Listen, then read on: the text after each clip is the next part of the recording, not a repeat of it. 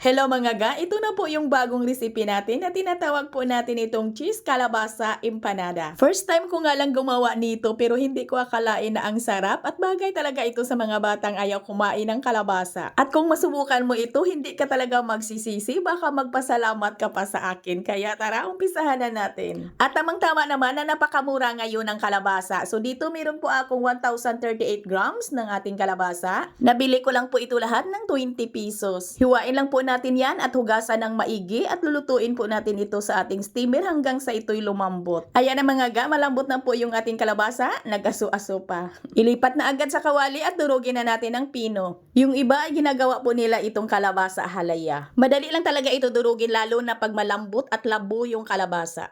At pagkatapos natin yung durugin ay mayroon na tayo ditong 2 cups ng evaporated milk at pinch of salt, pangbalanse lang po ng tamis at 1 cup na cornstarch. Tunawin lang po natin yung cornstarch at ibuhos na po natin dito. Parang empanada dessert lang po ito na yung magluluto po tayo dito ay parang nagluluto lang po tayo ng ating buko piling. At lagyan natin ito ng half tablespoon ng vanilla, 1/3 cup ng white sugar at 1 cup condensed milk. Sa mga nilagay po natin dito na mga pangpatamis, pwede kayo ditong magdagdag at pwede din kayong magbawas. Pero para sa akin lang ha, ay tamang-tama na po itong tamis. At pagkatapos ay lutuin po natin ito sa katamtaman lang na apoy ng ating kalan. Patuloy lang po talaga natin itong haluin hanggang sa ito'y kumulo, hanggang nasa ito'y lumapot. At pag ganito nakalapot, ay patuloy pa rin natin yang haluin, patuloy pa rin natin yang lutuin. Lutuin pa natin yan ng mga 5 minuto para lutong-luto talaga at hindi agad-agad mapanis. At pag ganito nakalapot mga ga at nag-aroma na po yung amoy ng ating condensed milk, ay okay na po yan. Ilipat lang po natin yan sa malinis na paglalagyan at palamigin lang po natin. Pwede natin itong ilagay sa ating chiller.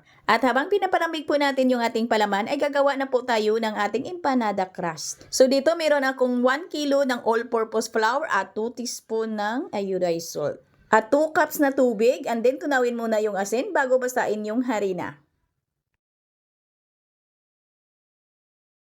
At pagkatapos ay lagyan na po natin ng 1 1/2 cup ng margarine. Pwede naman kayong gumamit dito ng shortening, pwede din yung pure butter. At pagkatapos ay mikos-mikosin lang po natin yan. O wag maarte ha, malinis mo yung aking kamay. Sinisigurado ko talaga na malinis yung aking kamay bago ko po ito mikos-mikosin or lamas-lamasin. Hindi tayo pwede ditong magsuot ng food gloves kasi ang lagkit po talaga ng dough natin na ito. At masahin lang po natin ito ng mga 3 to 5 minutes. Hindi natin ito kailangan ng masahin ng tudo, hindi natin ito kailangan ng makinis na dough. Basta mag-well combine lang po yung ating margarine dito sa ating harina, ay okay na po yan. Basta hindi lang mapunit yung ating crust pag nilapad po natin. At pinutol ko muna yung aking dough para matansya at pantay po yung aking dough. Pinutol ko po ito sa 28 to 30 grams. Pagkatapos kong putulin, ay form ko muna ito ng pabilog. At ito na ga yung ating palaman, malamig na po ito. At dito ay gagamit lang po tayo ng kinudkod na twist.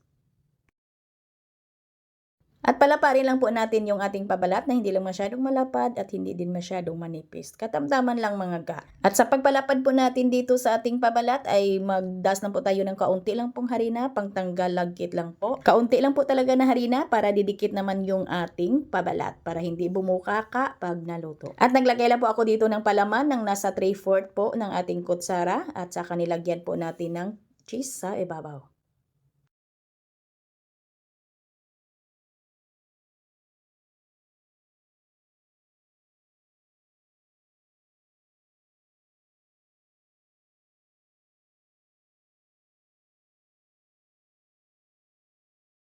At pagkatapos nito mga guy, pwede na po natin itong lutuin agad sa ating mantika o prituhin po natin. At pwede naman ninyo po itong i-bake kung ayaw nyo po na mantika. Lutuin po natin ito sa mainit na mantika at sa katamtaman lang na apoy ng ating kalan hanggang sa ito'y mag-golden brown.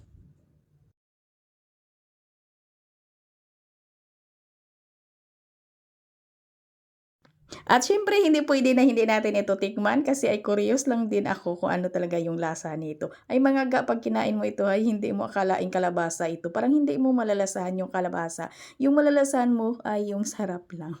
Perfect talaga yung lasa mga ga. At kung ipakain po ninyo ito sa inyong mga bata na ayaw kumain ng kalabasa, ay hindi nila ito malalasahan na ito'y kalabasa. Kaya mapakain mo lang sila. At huwag mo lang sabihin sa anak mo na kalabasa yan. At agad itong naubos ha kasi nasarapan yung mga suki ko. Ga kung may kalabasa ka dyan, sige subukan mo na ito at pwede mo talaga itong mapagkakitaan. Hanggang dito lang po yung ating video. Sana nakatulong po ito. Ito po inyong Kainday. Bye-bye.